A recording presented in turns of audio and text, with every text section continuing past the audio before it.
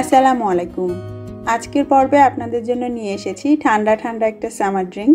তৈরি করে দেখাচ্ছি কফি শপের মতো করে পারফেক্ট কোল্ড কফি, যেটা বানাতে আপনার 5 মিনিটেরও কম সময় লাগবে।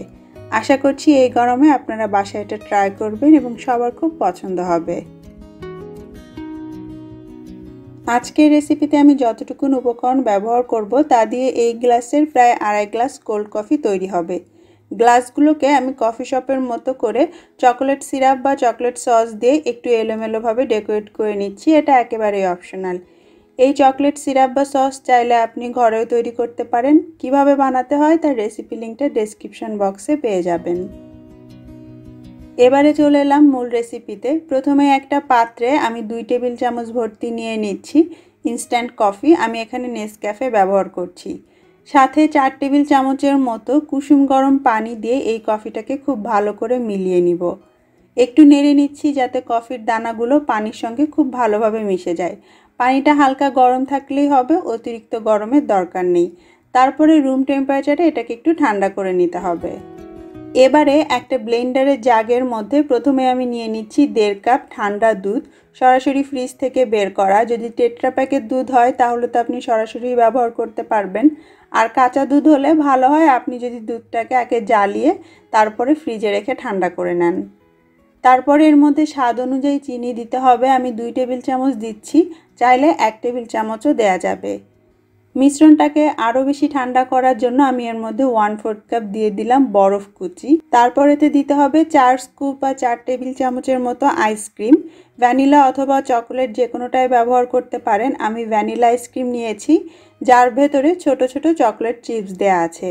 আইসক্রিমের পরিবর্তে আপনি চাইলে এর মধ্যে হেভি ক্রিম ব্যবহার করতে পারেন 4 থেকে 5 টেবিল চামচের মতো, অথবা দুধটাকে জ্বালিয়ে ঘন করেও ব্যবহার করতে পারেন।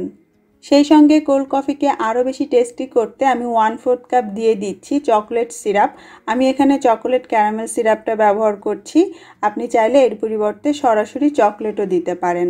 সেই সঙ্গে দিয়ে দিলাম সেই গুলে রাখা কফি। এবার এই সমস্ত কিছু একসঙ্গে ভালো করে ব্লেন্ড করে নিতে হবে। ব্লেন্ডারের জাগটা লাগিয়ে আমি ব্লেন্ডারে বসিয়ে এটাকে জাস্ট 2 মিনিটের মতো একটু ব্লেন্ড করে নিব। 2 মিনিটের মধ্যেই সব কিছু একসঙ্গে খুব ভালোভাবে মিশে যাবে এবং এই মিশ্রণটা বেশ ঘন এবং ওপরে ফেনা ফেনা উঠবে। তখন এটাকে আপনার পছন্দ মতো যে কোনো গ্লাসে ঢেলে পরিবেশন করতে পারেন।